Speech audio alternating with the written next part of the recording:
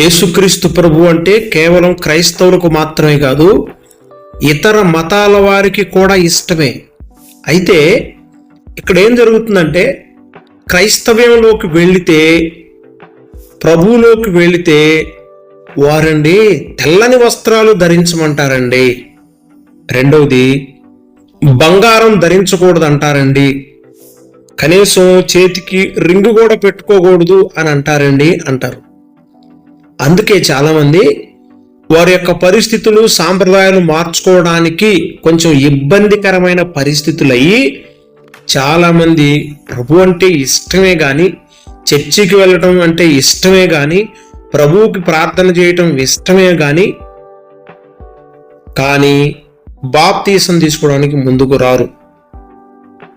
Baptism తీసుకుంటే ఎక్కడ ఈ ఆర్నమెంట్స్ తీయమంటారో, ఎక్కడ తెల్లని వస్త్రాలు ధరించమని చెప్తారో, ఇలా కొన్ని విషయాల వల్ల చాలామంది ప్రభువులో సగం దూరం వచ్చి వీటి గురించి విని మళ్ళీ వెనక్కి వెళ్ళిపోతా ఉన్నారు. అయితే బైబిల్ నిజముగా గోల్డ్ ఆర్నమెంట్స్ పెట్టుకోవద్దని చెప్పిందా, లేదా కేవలము తెల్లని వస్త్రాలే ధరించాలని చెప్పిందా? నిజంగా బైబిల్లో అలానే రాసిందా? మన క్రైస్తవులు లేదా మన పూర్వీకులు లేదా క్రైస్తవ పండితులు ఆభరణాలు పెట్టుకోకూడదు అని చెప్తున్నారా? నాట్ ఓన్లీ గోల్డ్, వెండి అయినా సరే, వెండి, బంగారాలు, వజ్రం, ఇక ఏదైనా సరే ఆర్నమెంట్సే కదా. ఈ ఆర్నమెంట్స్ పెట్టుకోవద్దని నిజంగా బైబిల్ చెప్పిందా? మనోళ్ళు ఎందుకు పెట్టుకోవద్దని చెప్తున్నారు? తెల్లని వస్త్రాలే ధరించాలని ఎందుకు అంటున్నారు? ఎస్, మనం బైబిల్లో చూస్తే మనకు ఒక చక్కని మాట కనిపిస్తుంది. మొదటిగా అది మనం చదువుకొని ఇంకొంచెం చరిత్ర ముందుకు వెళ్ళే ప్రయత్నం చేద్దాం. ఎందుకంటే ప్రతిదానికి కూడా ఒక చరిత్ర ఉంటుంది.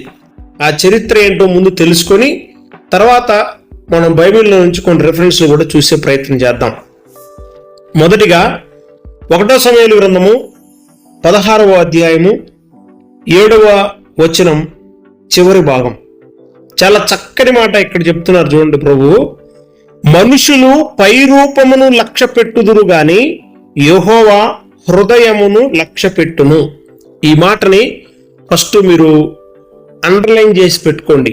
రెండవది, బైబిల్ ఫస్ట్ నుంచి కూడా తెలియజేస్తుంది ఏంటంటే స్వేచ్ఛ, ముఖ్యంగా వస్త్రాల విషయంలో కానీ.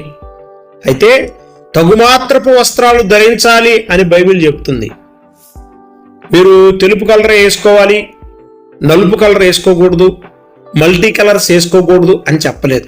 తగుమాత్రపు వస్త్రాలు వేసుకోవాలి అని బైబిల్ చెప్తుంది. అంటే తక్కువ వస్త్రాలని కాదు, సగం జరిగిపోయి సగం ఒళ్ళు కనిపిస్తూ ఉన్నట్లు అలా కాదు. తగుమాత్రపు వస్త్రాలు అంటే మీ శరీరము కనిపించకుండా, మీ శరీర అవయవాలు కనిపించుకోకుండా బట్టలు తగుమాత్రం కట్టుకోమని మనకు పేతురు గారు చెప్తారు క్రొత్త నిబంధనలో. అలాగే ఆర్నమెంట్స్ విషయానికి వచ్చేసరికి చాలా మందిలో ఉన్న అపోహ ఏంటంటే పెట్టుకోకూడదండి క్రైస్తవులు, అసలు ఆర్నమెంట్స్ పెట్టుకోకూడదు అనేది సిద్ధాంతం వచనాలు కూడా చూపిస్తూ ఉంటారు. అయితే అసలు ఈ ఆభరణాలు కానీ, తెల్లని వస్త్రాలు కానీ అసలు మనుగడలోకి ఎలా వచ్చాయి, క్రైస్తవ మనుగడలోకి ఎలా వచ్చాయో చూద్దాం. మొదటిగా, క్రైస్తవ సంఘాలు స్థాపించబడుతున్న తొలి రోజుల్లో అనేక మంది మారు మనసు పొంది క్రీస్తుని సొంత రక్షకునిగా అంగీకరిస్తూ ఉన్నారు. వారిలో ధనికులు ఉన్నారు, పేదవారు ఉన్నారు, ఉన్నత వర్గాల వారు ఉన్నారు, పేద వర్గాల వారు కూడా ఉన్నారు. అయితే మందిరానికి 2 వర్గాల వారు వస్తూ ఉన్నారు కదా. సమాజంలో ధనికులకి పేదవారికి మధ్య కొన్ని వ్యత్యాసాలు వస్తూ వాళ్ళు పేదవారు చిన్న చూపు చూడబడతా ఉన్నారు. సమాజంలో కులం పేరిట, ధనం పేరిట పేదవారుగా ఉన్నవారు తక్కువగా చూడబడతా ఉన్నారు. అయితే ఈ వ్యత్యాసం సంఘంలోకి వచ్చిన తర్వాత కూడా కనిపిస్తూ ఉంది. ఎలాగంటే ఉన్నత వర్గాల వారేమో ఆభరణాలు పెట్టుకొని చక్కని మల్టీ కలర్ దుస్తులు ధరించి ఆడంబరంగా మందిరానికి వస్తా ఉన్నారు. మరి పేదవారు ఎలా వస్తున్నారు? పేదవారి పరిస్థితి ఎలా ఉందంటే బయట ఎలా ఉందో మందిరంలోకి వచ్చినప్పుడు కూడా అలానే ఉంటుంది. మళ్ళీ ఇక్కడ కూడా వారు ఎలా చూడబడుతున్నారు? చిన్న చూపు చూడబడుతున్నారు. ఈ మధ్య ఉన్న వ్యత్యాసాన్ని తగ్గించడం కోసం, ఈ మధ్య ఉన్న విభేదాన్ని తగ్గించడం కోసం బయట చిన్న చూపు చూడబడుతున్నారు, మందిరానికి వచ్చిన తర్వాత కూడా చిన్న చూపు చూడబడుతున్నారు. ఇలా జరగడానికి వీల్లేదు. ఒకే శరీరంలో అవయవాలుగా ఉన్న ప్రజలు ఇక్కడికి వచ్చిన తర్వాత వివిధ వ్యత్యాసాలతో కనిపిస్తా ఉన్నారు అని ఆ రోజుల్లో ఇండియన్ పెంతెకోస్తు సంఘాలు, కొన్ని చర్చెస్, కొన్ని మందిరాల వారు ఏం చేశారంటే ఆభరణాలు, విలువైన వస్తువులు, ఇలాంటి విషయాల్లో కొంచెం రెస్ట్రిక్షన్స్ పెట్టారు. ఇది మన ఆత్మీయ సహవాసానికి ఆటంకంగా ఉండకూడదు. కొంతమంది విలువైన వస్త్రాలు, కొంతమంది విలువైన ఆభరణాలు, విలువైన వస్తువులతో వస్తా ఉన్నారు. మరికొందరు చూస్తేనేమో పేదవారిగా, సరైన బట్టలు లేని స్థితిలో, బయట ఉన్న వ్యత్యాసమే మందిరంలో కూడా కనిపిస్తా ఉంది. ఇలాంటి వ్యత్యాసము విశ్వాసుల మధ్య, సహవాసం మధ్య ఉండకూడదు అని ఆ రోజు ఈ అడ్డంకులు, ఆటంకాలన్నీ తొలగించాలన్న ప్రయత్నంలో 2 వర్గాల నుండి క్రైస్తవ్యానికి వచ్చే ప్రతి వ్యక్తి బాప్తీసము తీసుకున్న తర్వాత ఆభరణాలను స్వచ్ఛందంగా విడిచిపెట్టాలి అనే పద్ధతిని తీసుకొచ్చారు. ఏ ఉద్దేశంతో ఇలాంటి సిస్టాన్ని తీసుకొచ్చారంటే క్రీస్తు శరీరంలో అందరూ కూడా ఒక్కటే, విశ్వాసుల మధ్య వివక్షత ఉండకూడదు. ఒక్కసారి బాప్తీసం తీసుకొని దేవునికి సమర్పించుకున్న తర్వాత మీ ఆత్మీయ జీవితం బయట వ్యక్తులకి ఆదర్శవంతంగా ఉండాలి. ఇది వారి యొక్క మోటో. అందుకే అందరూ యూనిఫామ్గా ఉండాలి. అందుకొరకై మందిరానికి వచ్చే ప్రతి పురుషుడు, ప్రతి స్త్రీ, అదేవిధంగా ఉన్నత వర్గాల వారు, పేద వర్గాల వారు కూడా యూనిఫామ్గా ఉండాలి అని తెల్లని వస్త్రాలు మాత్రమే మందిరానికి వచ్చేటప్పుడు వేసుకుని రండి అనే ఒక సిద్ధాంతం పెట్టారు. ఆభరణాలు ఉండకూడదు. అదేవిధంగా యూనిఫామ్గా ఉండటం కొరకు అందరూ తెల్లని వస్త్రాలు వేసుకుని రండి. మనం బాగా గమనిస్తే స్కూల్లో పిల్లలందరూ కూడా ఒకే రకమైన యూనిఫామ్తో వస్తారు. ఎందుకనంటే అక్కడ కులము, మతము, వర్ణము, వర్గము అనే భేదం స్కూల్లో కనిపించకూడదు. అందుగురించే ఆనాటి గవర్నమెంట్ ఏం చేసిందంటే అందరూ యూనిఫామ్గా ఉండాలి, అందరూ ఒక్కటే, అందరూ సమానత్వం కలిగి ఉండాలి అనే సిద్ధాంతంతో స్కూల్లో యూనిఫామ్ పెట్టారు. చిన్నతనం నుండే ప్రజల్లో ఈ విభేదం రాకూడదు, పౌరులందరూ ఒక్కటే, భారత గవర్నమెంట్ దృష్టికి పౌరులందరూ ఈక్వల్ అని చెప్పడం కోసం చిన్నతనం నుండే అందరికి యూనిఫామ్ పెట్టారు.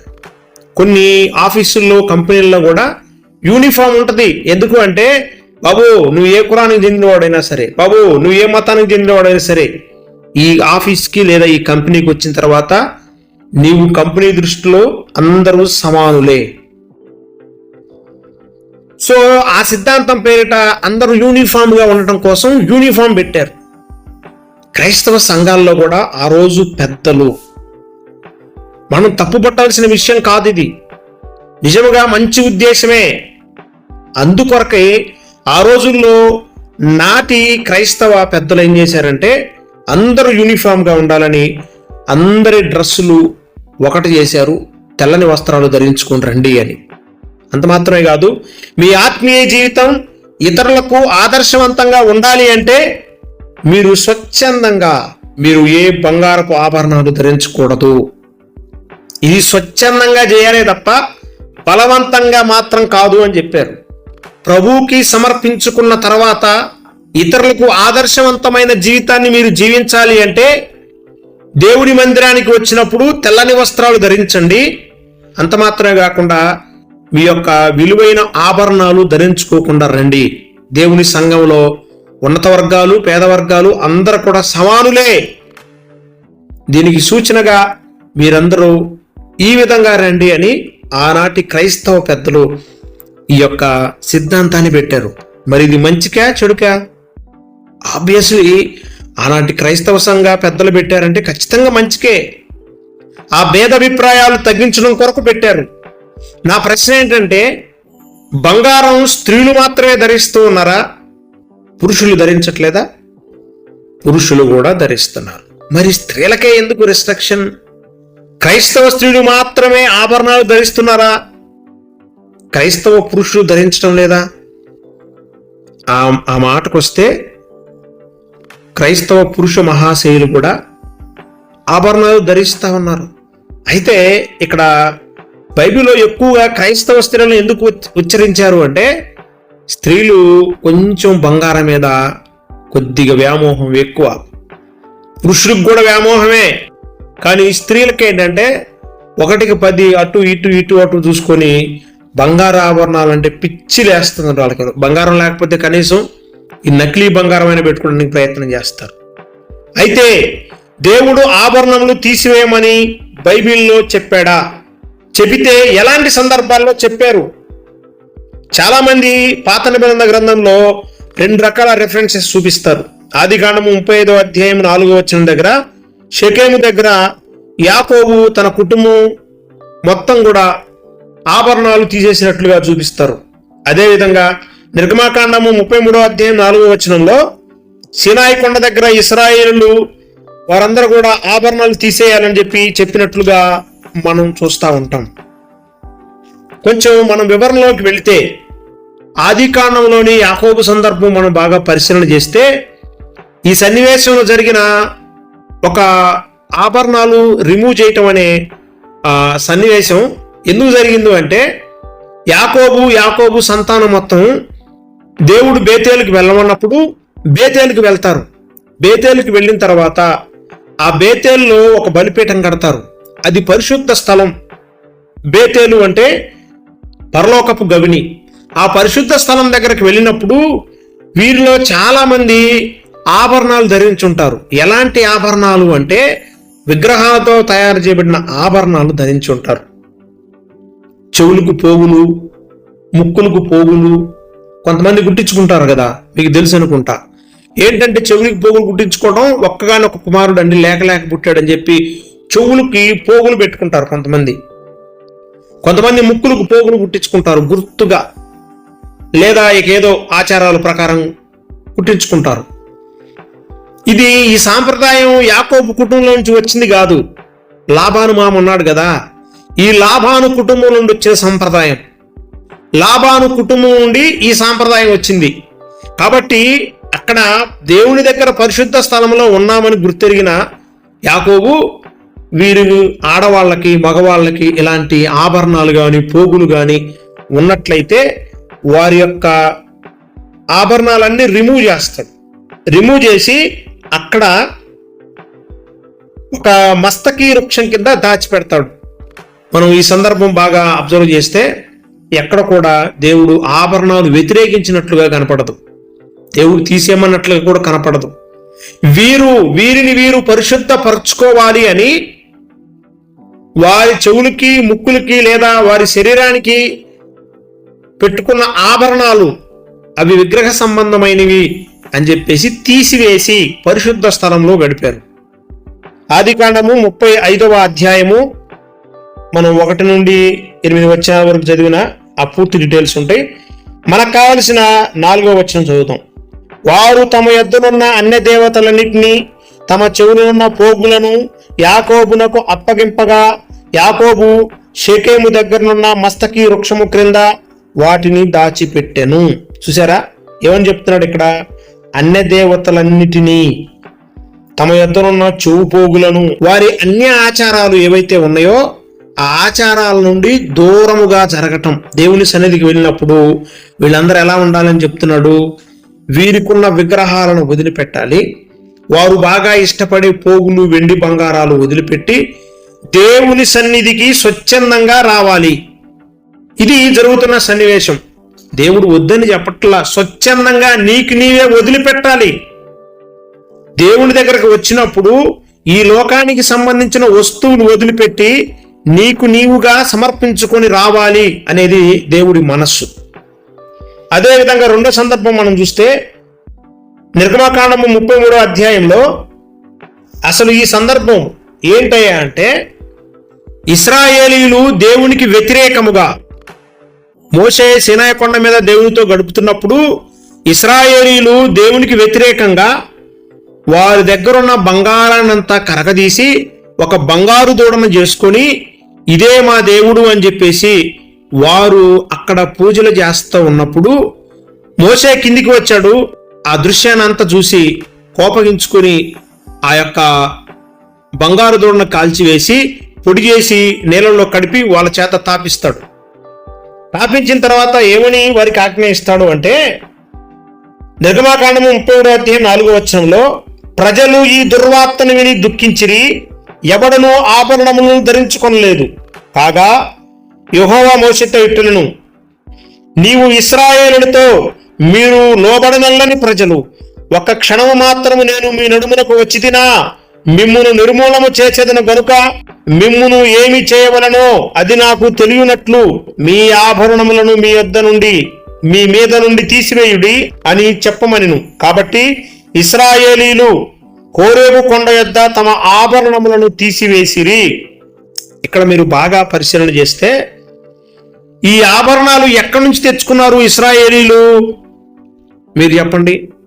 మనం మళ్ళీ నిర్గమకాండం మొదట్లోకి వెళ్తే వారు ఐగుప్తు నుండి బయలుదేరి వస్తున్నప్పుడు ఈ ఆభరణాలన్నీ వారు ఐగుప్తీయుల దగ్గర నుంచి తీసుకున్నారు. మరి ఐగుప్తీయుల యొక్క ఆభరణాలు ఎలా ఉంటాయి? మీ అందరికి తెలిసిందే, వాటి మీద విగ్రహాలు ఉంటాయి. వాటి మీద పోతతో వేయబడిన విగ్రహాలు ఉన్నాయి. ఇక దేవుడేమంటాడంటే, మీ ఆభరణమును తీసివేయమని దేవుడు చెప్పాడు. ఎందుకంటే మీ ఆభరణము మీద విగ్రహ సంబంధమైనవి ఉన్నాయి. ఆ విగ్రహ సంబంధమైనవి మీ ఒంటి మీద ఉన్నంతసేపు మీలో దురాత్మ వేలుబడి చేస్తుంది. అందుకే మీరు మీ దగ్గర ఉన్న బంగారాన్నంతా కరగదీసి ఏం చేశారు? విగ్రహాన్ని తయారు చేశారు. మీలో విగ్రహ సంబంధమైన క్రియలు ఉన్నాయి. ఎలా వస్తున్నాయి అంటే మీరు ధరించుకునే ఆభరణములను బట్టియే. కాబట్టి నా కోపం మీ మీద రగులు కొనకుండా ఉండాలి అంటే మీరు ఆభరణములు తీసివేయమని చెప్పాడు.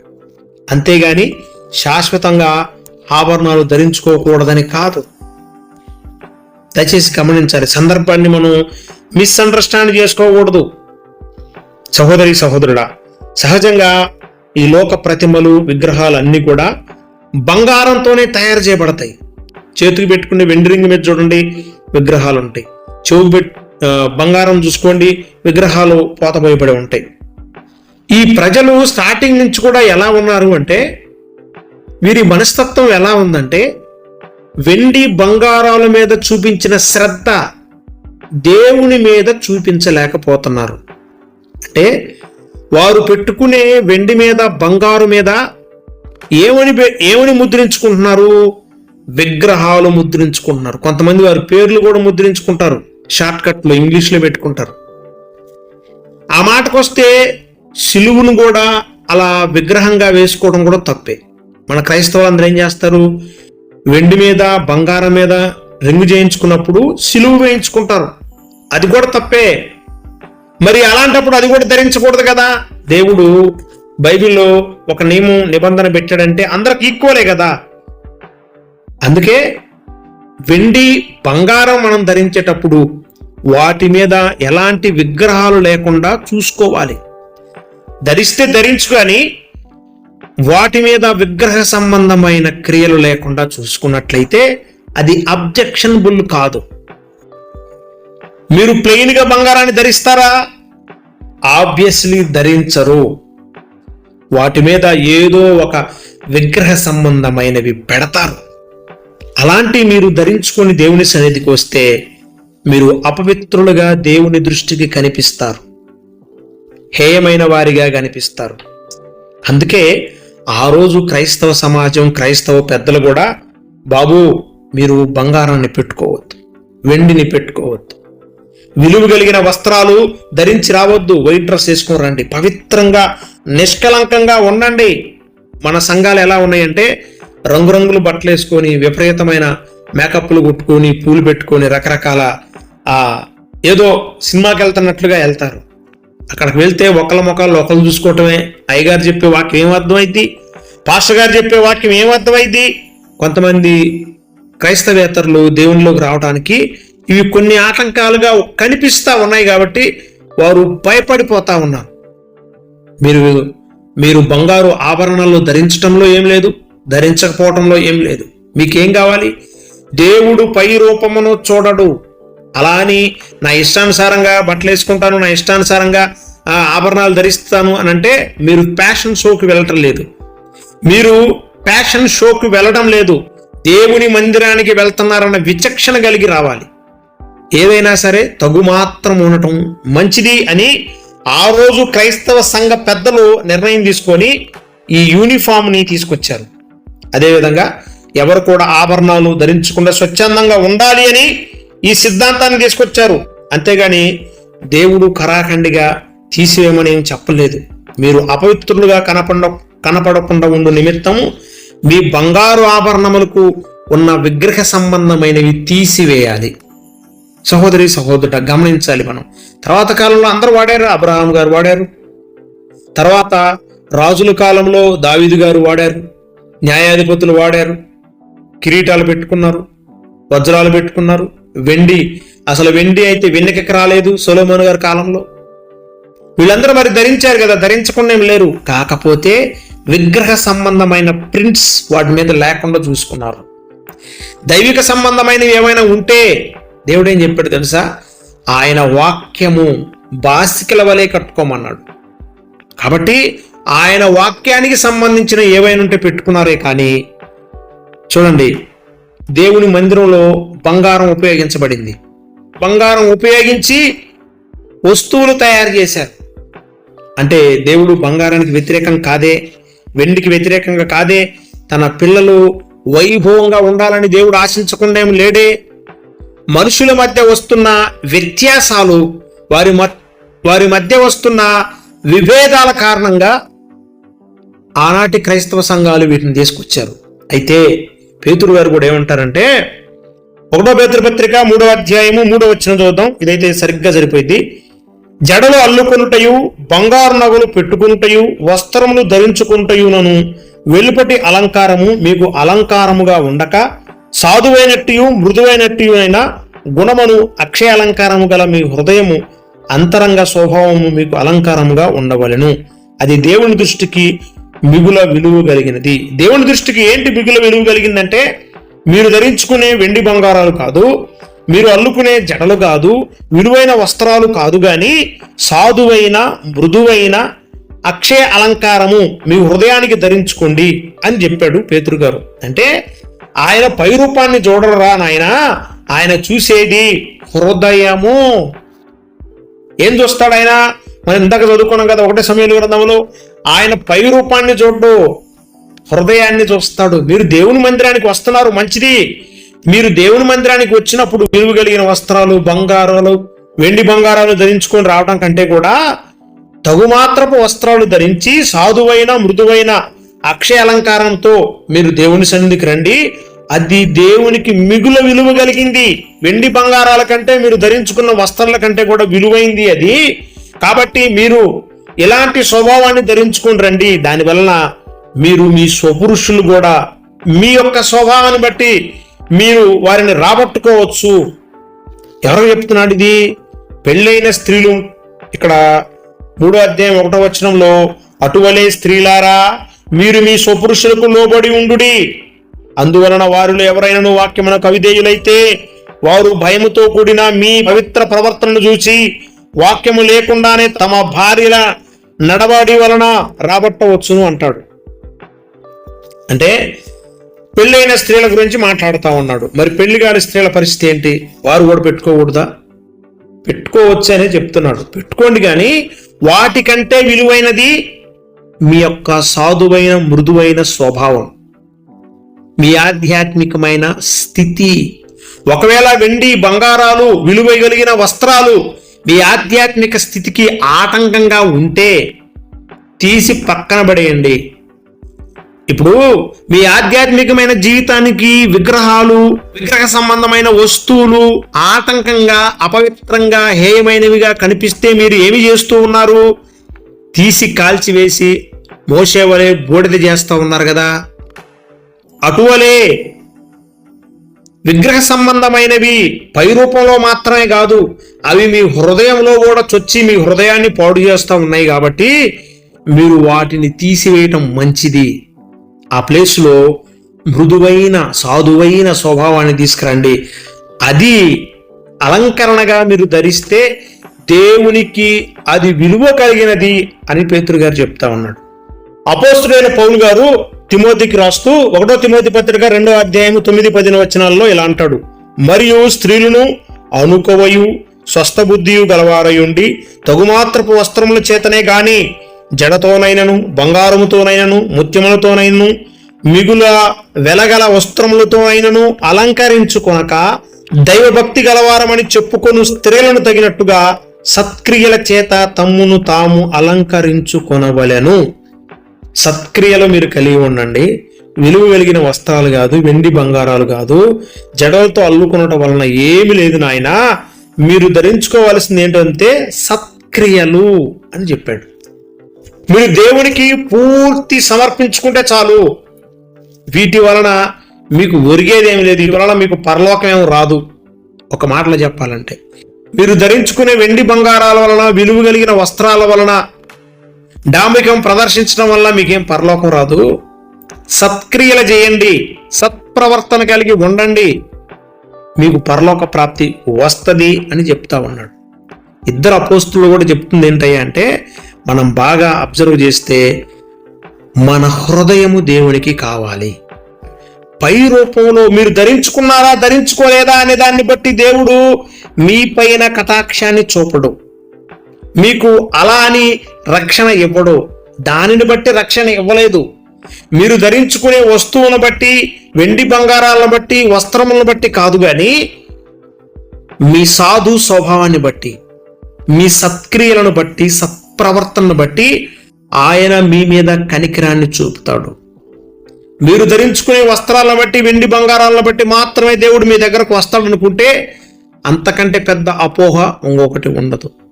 స్వచ్ఛందంగా ఏది మీరు చేసినా దేవుడు మీకు స్వేచ్ఛ ఇచ్చాడు. మీ విలువ కలిగిన వస్తువులు, మీ దుస్తులు కానీ, విలువ కలిగిన వెండి బంగారాలు కానీ వాటిని మీరు స్వచ్ఛందంగా వదిలిపెడితే, దయచేసి గమనించాలి, వాటిని వదిలిపెట్టడం వలన మీలో నాణ్యమైన భక్తి బయటికి వస్తుంది అనేది అపోస్తులు చెబుతున్న బోధ. అలా అని వారు కరాఖండిగా తీసేయాలని ఆజ్ఞలేం పెట్టలేదు. సహోదరి సహోదరుడా, ఆయన పెట్టుకోవద్దనేమి చెప్పట్లేదు, కానీ వాటి మీద వ్యామోహం పెట్టుకోవద్దు. వాటినే చూపించుకోవడం కోసం సంఘానికి రావద్దు. విలువ కలిగిన వస్తువులు మా దగ్గర ఉన్నాయి, మా దగ్గర వెండి బంగారాలు ఉన్నాయని వాటిని చూపించుకోవడానికి మీరు సంఘానికి వచ్చి ఇతర క్రైస్తవుల్ని కించపరచొద్దు. సహోదరి సహోదరుడా, క్రైస్తవ సంఘంలో పెట్టుకునడంలో ఏమి లేదు, పెట్టుకోకపోవటంలో ఏం లేదు. క్రైస్తవ బిడ్డలు బంగారం, వెండి పెట్టుకునడంలో ఏమి లేదు, పెట్టుకోకపోవడంలో ఏమి లేదు. అయితే మీలో మీ సహోదరునికి మీరు అభ్యంతర పరచకుండా నిమిత్తము, వానికి అభ్యంతరం కలగకుండా నిమిత్తము మీరే స్వచ్ఛందంగా వదిలిపెడితే, దేవుని సంఘానికి వెళ్ళినప్పుడు మీరు ఇలాంటి విలువ కలిగిన వస్తువులతో వెళ్లకుండా ఉంటే, పేదవారు కూడా చూసినప్పుడు మనందరూ సమానమే, దేవుడు మనందరినీ సమానంగానే చూస్తున్నాడు అని వాడు కూడా అభ్యంతర పడకుండా మనస్ఫూర్తిగా దేవుని స్తుతించగలుగుతాడు. కాబట్టి నా ప్రియ సహోదరి సహోదరుడా, నీ సహోదరునికి అభ్యంతర కలగకుండా నిమిత్తము నీవు అలా వెళ్ళకుండా ఉండడం మంచిది. దేవుని సన్నిధికి వెళ్ళినప్పుడు సింపుల్గా, తగుమాత్రం, రింగు పెట్టుకోవద్దనేం కాదు, సింపుల్గా ఉండాలి. ఎక్కువ ఆడంబరాలతో మీరు వెళ్ళటం మంచిది కాదు. సింపుల్గా ఒక రింగు పెట్టుకోండి, తప్పేం కాదే. చక్కని జడ మామూలు నార్మల్గా వేసుకోండి, చక్కని శరీరం అంతా కప్పబడిన వస్త్రాలు ధరించండి. సింపుల్గా ఉండాలి తప్ప ఆడంబరంగా పెళ్లికి పోయినట్లుగా మీరు ఉండకూడదు. అలా ఉండటం వల్లనే నేడు క్రైస్తవ సంఘాలు, క్రైస్తవ సంఘ పెద్దలు వీటి వలన క్రైస్తవ సంఘాల్లో అసమానత వస్తుంది అని వారు తీసివేయమన్నారంటే మీకు మీరే స్వచ్ఛందంగా సమర్పించుకోండి దేవునికి అన్నారు. అనుకువ స్వస్థబుద్ధి గలవారై ఉండడం మంచిది. తగుమాత్రపు వస్త్రాలు ధరించండి. వికృతమైన జడలు అల్లుకొనవద్దు. బంగారం విలువైన వస్త్రములు అలంకరించుకొనుట కంటే సత్క్రియల యందు మీరు దృష్టి పెట్టడం మంచిది అనేది అపోస్తలులు తెలియజేశారు.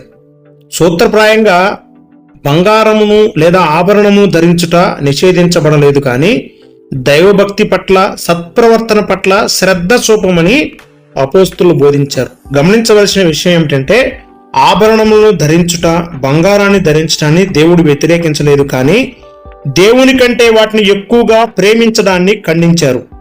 ఈ వాక్యం వింటున్న ప్రియ సహోదరి సహోదరుడా, నిజంగా మీరు ఆభరణములను తీసివేయడానికి ప్రభు చేత ప్రేరేపించబడితే ఖచ్చితంగా తీసివేయండి, తప్పులేదు. కానీ ఆభరణములు ధరిస్తున్న విశ్వాసులను చిన్న చూపు చూడడం మంచిది కాదు.